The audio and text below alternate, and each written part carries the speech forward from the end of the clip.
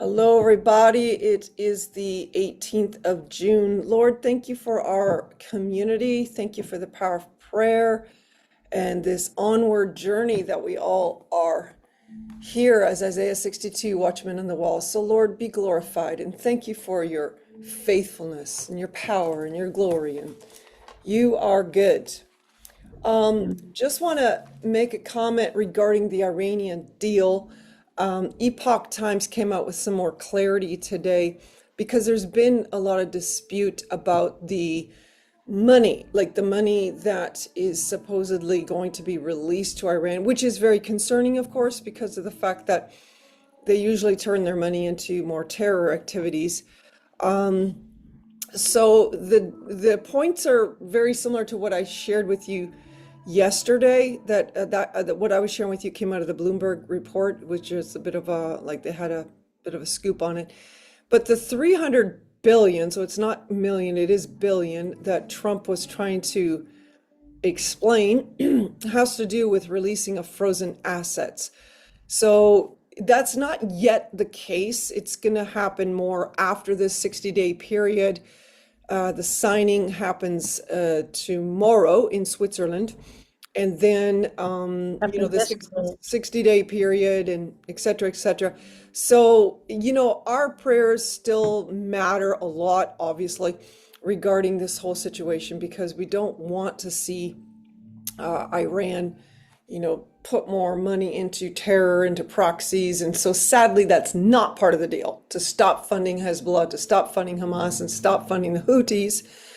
And yet, I don't know, we keep praying and the Lord will work it out according to his heart. But thank you for, your prayers for all of that. And we'll keep praying. Just want to make a note that today marks the day 30 years ago, the very first time that Benjamin Netanyahu became prime minister of Israel. I think that's really significant, 30 years ago today.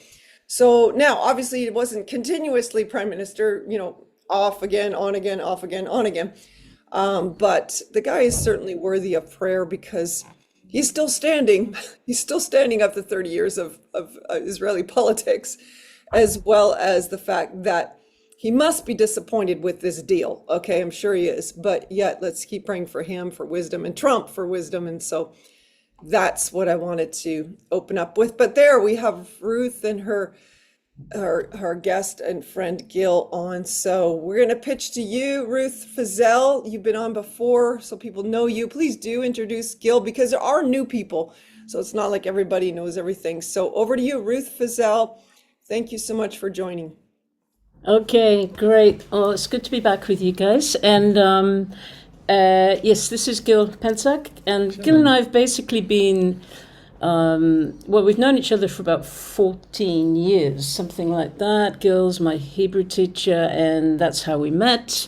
And we've been, for all these years, almost all these years, we've been basically connecting with, my desire is to connect Gil with believers in Yeshua and to really see how do we walk alongside one another as Orthodox Jew that Gil is, and myself as a believing believer in Yeshua. So that's been our focus, and it's been the most amazing, wonderful journey. We do things online. We meet with groups online. And we study together scriptures online. And if you want to know about that, you can just check out on my website. But that's basically it. So, Gil, it's great that you're able to do this. Yeah. We've been talking about this for a little while, right? Yeah. Yeah. Yes. So thank you very much for having me. I don't take it for granted. I mean, it's. These meeting points are not something that I take lightly. I take it very, very seriously, and I think you were talking about the journey and the being able to connect, and I think the question always repeats itself. There's always the question of why. I mean, why would you do it? I mean, how can you? I mean, I get those questions from my side, right? I mean, how do you why do you I don't know, study or sit with or meet with or work with Christians? They don't you don't share the same belief, right? I mean, you're different. What if they try to hand over a book or something, like they will try to influence you and to change you, and I'm sure that you can say the same thing, from questions that come from your end. And I think that that nowadays, when we are so how should I say, maybe tangibly, we can tangibly feel Mashiach, knocking on our door. At least according to the Hebraic observation, reading the prophecies the way they're written in Hebrew in the Bible, and just seeing all the signs that are happening around us. You don't need to be like too sophisticated to understand. I mean, we really do see all the signs are coming to fulfillment. I think that God is pushing us to do new things, that were considered maybe crazy and unacceptable in the past in certain ways, but He wants us to do it so that we can put Him in a new light, in a much more correct light, to magnify Him, and because He is one, and we do say the Lord is one. Right? I mean, the Lord is our God, the Lord is one. If we believe in His oneness, then we have to live by that. We have to live by that principle of Him being one. So all of us in humanity, we all have to come together. We have to get over it in a certain way, to get over it, get over the ego, get over the pride, get over the things you cannot explain, even though you really want to explain. How much do we see, how many times do we see, people who teach, I also on my end, people who teach, and they really want to lay it all out. They really want to, they figured it all out. They know the plan. They know what's coming. They know what should be but if we know everything, that we're not leaving Him any more room, then He says, okay, if you know it, if you understand it, you can do it by yourself, then get on with it. It's not, you don't need me for that. You don't need my presence because you figured it all out, right? We didn't, and we don't. And for that we have to be brave enough and to do things that bring a smile on His face, even if it doesn't really go in line with how we perceive things or how people are used to think about these things of faith, for example. Awesome. That's more or less like my take on the journey. That's so good. The thing that I sort of realized, and even as Patricia was talking about, this deal and everything that's going on, and just how much misinformation there is, and people assuming it's like you're saying, they know what's going on, they know exactly what's going on, but we don't, and that's the bottom line in the natural and also in the spiritual, I think. But I think that there are several questions that I'd like to ask you to maybe help people to understand. And I think probably one of the biggest ones is more from a personal perspective. What are the effects right now? We've been at war it's coming on 3 years. What would you say are the effects on society, on people, on families, on children, on all of those things? That how are people doing? Yeah, well, I know you didn't mean it like that, but Israel is not on war for the last, let's say, almost 3 years. You're just talking about everything that happened starting from October the 7th. Yes. Israel, the nation of Israel has been under, in a state of war and persecution ever since it rose. Yeah, that's true. It's important to remember that. Yes. It's important to remember that October the 7th is as terrible as it was. Okay, it wasn't, unfortunately, it wasn't our first experience with things like that. Yeah. Okay, with persecution, with pogroms, with blood being shed, and there's nobody, and everybody's just standing, like there's nobody to do any. It's like nobody's doing anything about it. It's unfortunately it wasn't the first time, and so this people has a lot of experience with that.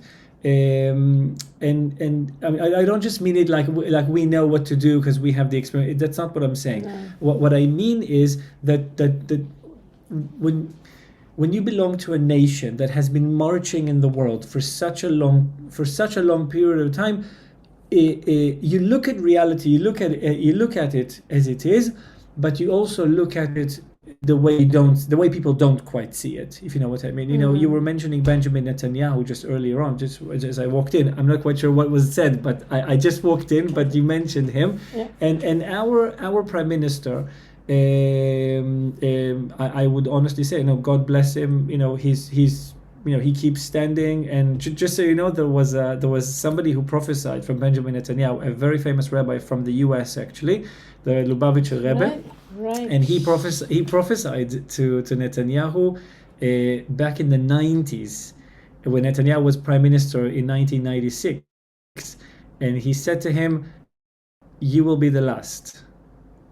Wow. He said to him, like, there won't be anybody after you. After you, it's Mashiach. Wow. Yeah. That's big. Yeah. He said you won't be he said, like, there won't be anybody coming after you. You're the last. You're the last one before Mashiach.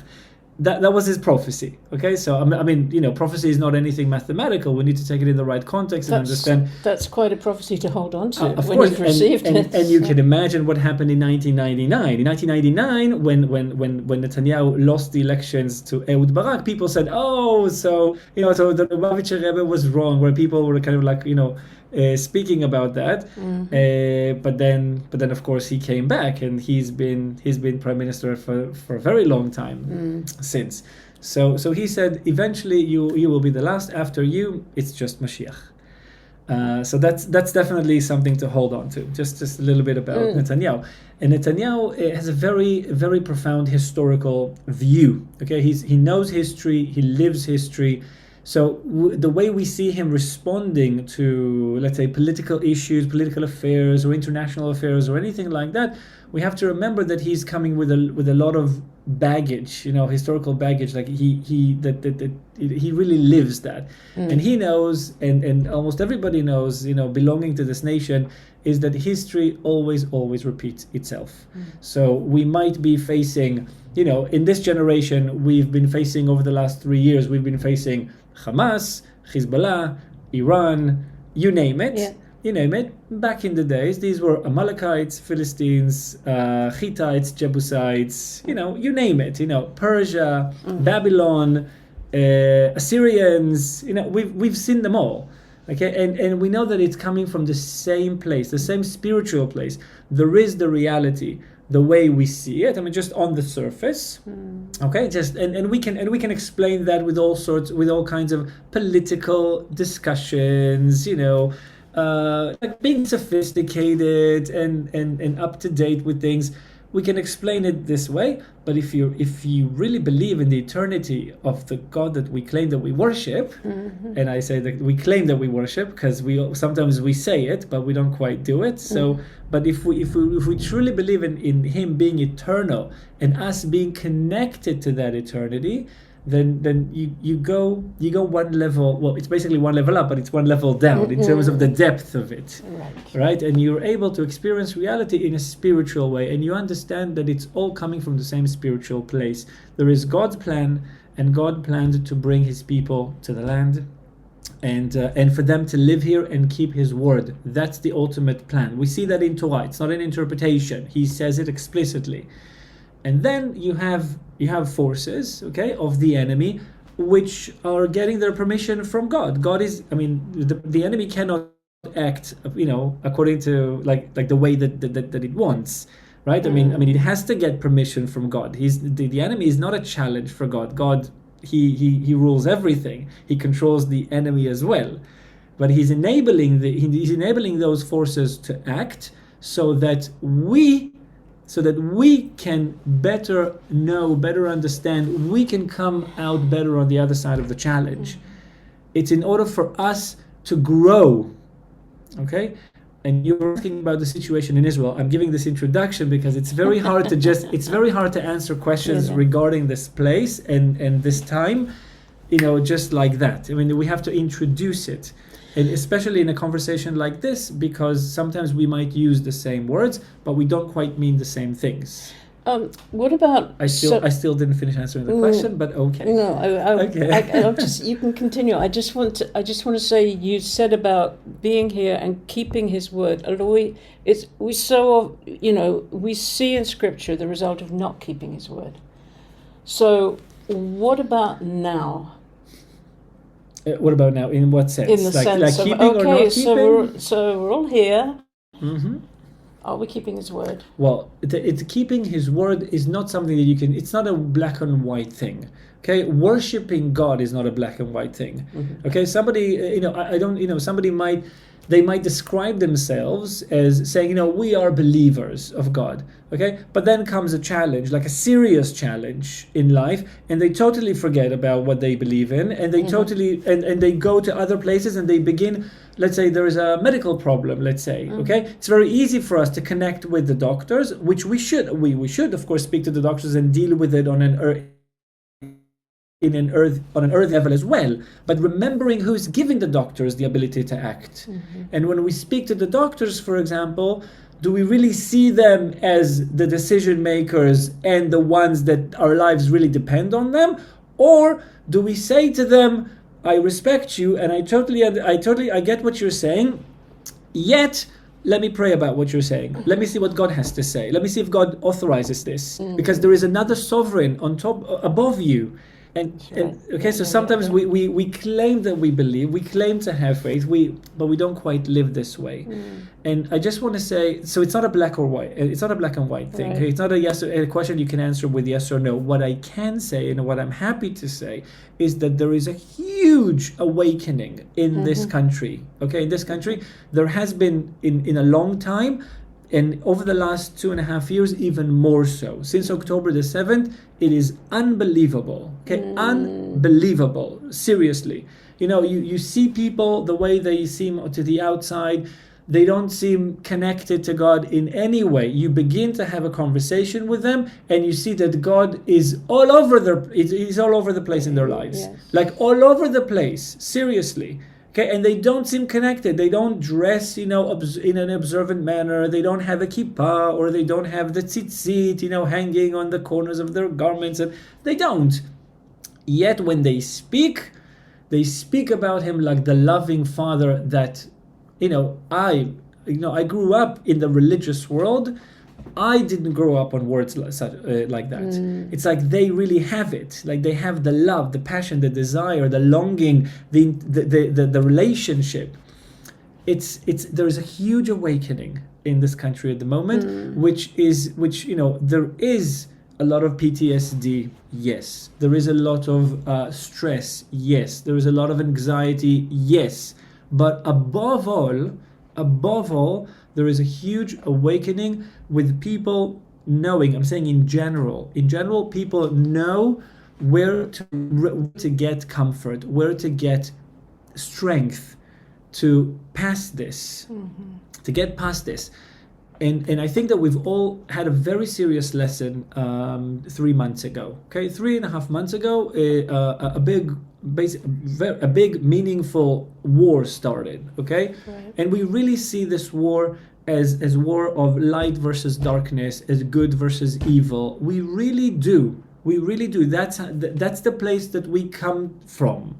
Okay, we don't come from a political place. We don't come from a place of oil prices going higher, or oil prices going lower, or something economical. Those things are here, but what goes on at the bottom of things, it's a spiritual battle. Those who say that they want to go against the people of God, the people that God chose, and they want to annihilate them, we have foundations in scriptures that tell us exactly where these arguments come from. Yes. So it's a spiritual war. 3.5 months ago, something very meaningful happened. Okay, in this when the war started, and I think that we're now getting a very strong reminder from God. there is a verse in the Psalms, in Psalm 146, verse 3, right? That says, in the Hebrew it says, Al tivtechu b'nivim b'ben adam she'en lo teshuah. Don't trust. Do not put your trust in princes, nor in a son of man, in whom there is no help. Okay, in whom there is no help. Okay, they cannot. In the Hebrew, it says that they don't have salvation to give you. Okay, they can't save you. Okay, don't now. That verse is spoken to all. It's not just spoken to the Jewish people. Anybody can pick up a Bible and read it. And read it. It's not something unique for the Jewish people. Yeah. We should remember to put our trust in the Lord only. Yes. And whatever we see being done, we have to remember that God is the one pulling the strings. He's the one making it happen.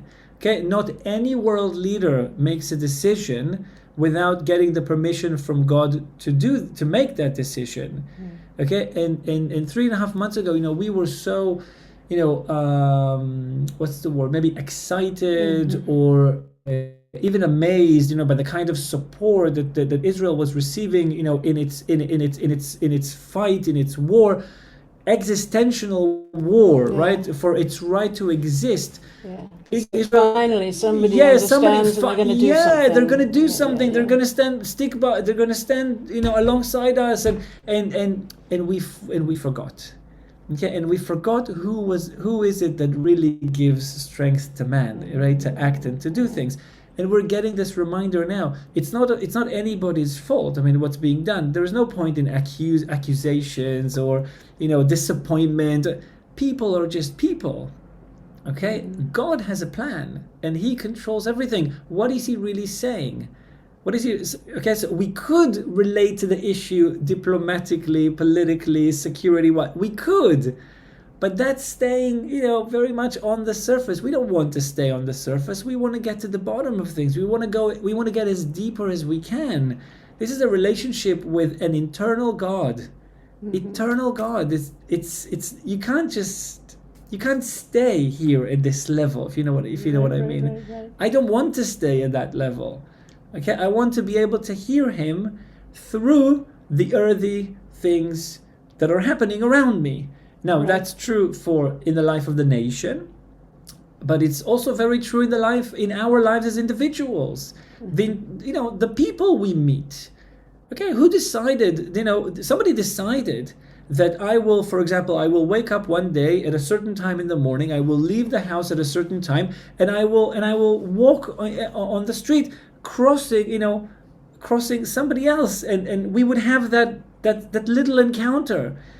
He's in everything. He's in everything. Can we believe that when a leaf falls from the tree and lands in a very particular point on the floor, for God, the eternal God, it's exactly the same as making sure that all the galaxies will move and the sun and like all the big stuff. That little leaf is just as the big sun that God makes sure that it'll rise and the whole galaxy will function. It's the same. When you are eternal and there is no end to you, then size doesn't matter, time doesn't matter, nothing matters. It's all one. There's nothing too big nor too small for Him to see it happening. There is nothing like that. And we have to remember that. We have to remember. We have to remember that we matter. We count. And just as He makes sure that even lice get their sustenance, then of course we would get there. We would. Do you know what I mean? He makes sure that everything will function and work so perfectly in the world. All we have to do is to put our trust in Him, okay, and to see Him and to hear Him. He does speak. Amen. In words. The question is, can we hear? The fact that we don't hear it physically doesn't mean that He doesn't speak. Okay, so all these things for with wars and retribution of war and things happening in society and people dealing with stuff. that's all very much here. What does God say? What does He want? What does He want? What sort of opportunity is He trying to create here for us? Maybe He's only opening He's creating an opportunity for us to know Him better, to hold on to Him, to understand that we really have nobody to put our trust in other than in Him. Right. Maybe that's the message. Could be. Yeah, I'm not giving any answers. I'm just opening. Questions are more important than answers in Judaism. So I always end my sentences with a question mark for a reason, because we need to begin thinking about these things. Given that, would you be able to just tell us a little bit about, for people that don't know you, about your family? What's you have children, young ones and older ones, definitely. Yeah. So maybe just give us the picture a little bit, So I'm married to Leah. We are 42. We've been married for the last 21 years and 22 years actually, nearly. And we have 6 kids. Our eldest is 20. He serves in the IDF. He's now stationed in Gaza. He's been there for the last 4 or 5 months now, and he's going to be there until the end of the summer. He's part of the paratroopers, the unit of the paratroopers. He's our only son in the army, and then we have altogether 4 sons and 2 daughters. So we have from the age of 20 to the age of 10 every 2 years. Yeah, we're very organized, so every 2 years like that. Yeah. And and each child is a world, really. Yes. Each one is a world on their own. It's you're talking about you talked earlier about a big awakening happening. Would you say that the big awakening is mostly happening in the younger generation, or is it right across? It's definitely all across, but very much with the young generation. Yeah. Very much. I mean, those people, for example, who went to the Nova Festival on October the 7th. People who go to party and they used to smoke all kinds of stuff and really living that kind of life. Yeah. You wouldn't believe what's happening. You wouldn't Oh. believe what an awakening. There's a whole movement now, okay, of people of that sort. For instance, there's a whole movement, with removing tattoos from their bodies, really taking, shedding, what's the word I'm looking for? It's like Shedding skin. Yeah, it's like shedding skin, but on a metaphorical Yes, level, like absolutely. putting new skin on themselves in a way, physically and spiritually. People use social media, for example, something that really was. It's something very challenging for the young generation. Yeah. People use social media to give testimony and to speak about God, and like you see all these like young people, even simple people, and also like pop stars and movie stars, and they put a post in the morning of their personal prayer that they made today, and how and their progression in spirituality, and they use all of these platforms to share that awakening and to make it be felt even further, not just in their inner circle. Yeah. So the creation, the film that I've shared with this group about before, but we're taking it on the 29th of this month. We're going down right near the site of the Nova Festival, very, very close. Yeah. And It's a very special place. It's just the redemptive. We really have, I think, a responsibility to partner with God in bringing redemption, but in all the different ways that we can do that. It's all about the partnership, Yeah. I mean, God can do it all. He can do it all. He doesn't need us. You know what I mean? Mm-hmm. He can solve all the problems of the world. He can solve. He can finish all the wars. Mm-hmm. He can make the world, something way beyond anything we can imagine. Right? Yeah. He can end all illnesses. Like that. But he wants us to partner with him. Amen. So he's opening gates for us, gates of wisdom, so that we can find cure. it's not us who find the cure. He's letting us find it, like cure to illness, for example, and he's opening gates of creativity and heroism, and he wants us to partner with him, because when he created man, and he said that the man is created in the likeness of God, in his image, it means that he wants us to be him, to be like him, project his magnificence. And and he can do it all himself. He doesn't need that, but he wants us to partner with him because he's all good. Amen. I hope it answers the questions. I don't know. Right. I probably should throw it back on Patricia. I'm not quite sure if we've gone on too long or what. No, that's really amazing. Super, super amazing, actually. Thank you for this. It was amazing to hear you say about the young people. One of the things that we've been also targeting in prayer is some of that youth, and say, Lord, may their hearts be tender, to turn, to not be taken in by maybe all the historical, you know what I mean? Like, just to be able to go after God. So this is really encouraging, because we hadn't heard, I don't think I have at least, about some of the removing tattoos, and that's awesome. I'll bring in Mark as well. But I want to, I'm sure there is a few more questions. Mark, did you have anything else that you wanted to ask? Mark Neugebauer? Yes. Hello, Gil. Nice to see you. Hello. C'est tolle Rototra, we're just, the people on this Zoom, just like a lot of the people that you've probably been meeting over the years with Ruth, are incredible intercessors. They pray constantly for Israel and the Middle East and Iran and all the issues of youth and our countries. How do you see Israel? I don't want to get into politics. We can go on a rabbit hole with that.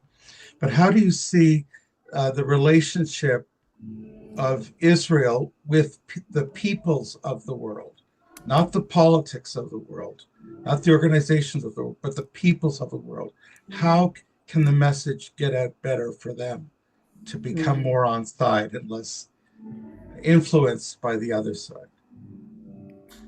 There's always some like hidden accusation, and sometimes not quite hidden, maybe sometimes overt, that Israel is not explaining itself very well.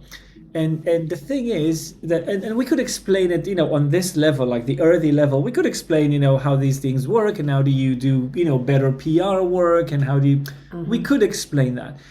The idea is, but when we speak about Israel really on a spiritual level, then we all know that Israel is supposed to be sent as light to the nations, right? And the light doesn't really need to explain itself being a light. It's just a light. It's right there. It's right there. And if we think about, for example, if we think about a candle, as long as the candle has a body, right, something that that it stands on, then it's going to produce light, and it's going to give from its light, and also to give without missing out anything, right? If you take your candle and you light your candle from my candle, then I gave you something, but I didn't lose anything. It's not like any other kind of substance, which inevitably, if I give to you from that substance, that I'm losing some, right? If I have, let's say, water, and I'm giving you water, then now I have less water. Okay, but it's not like that with fire, for example, with light. Yes. You don't. Same thing with light and fire. I mean, they're the same. You don't miss out anything. I think the best thing for Israel to do is to live, just to live the will of the Lord, just to live it, not to try to explain it so much, but as a nation, as individuals, and as a nation, to live it, and not to be apologetic about it. Right. Okay, not to try to explain, we've been here first, and you came after, and you this, that, and you did this, and you said no. Just to plainly say, God asked us, He took us out of a house of bondage. Okay, and He took us through the wilderness by foot, all those years ago, which doesn't make a difference if thousands of years passed. It doesn't matter when you worship an infinite God. Time doesn't relate to him. Just live it. And don't be apologetic, and don't try to take the values that you should cherish and hold in your life so dearly. Don't try to make it something political. Try to make it something which is about security, safety. We're not here to provide shelter for the Jewish people in the world. It might be an outcome to why we're here, but we are here because God asked us to be here, not because we have no other place to go to. You know, Herzl, Theodor Herzl, in the late 1800s, early 1900s, he was given the suggestion, the proposal to go and establish a Jewish state in Uganda, right? In Africa, right?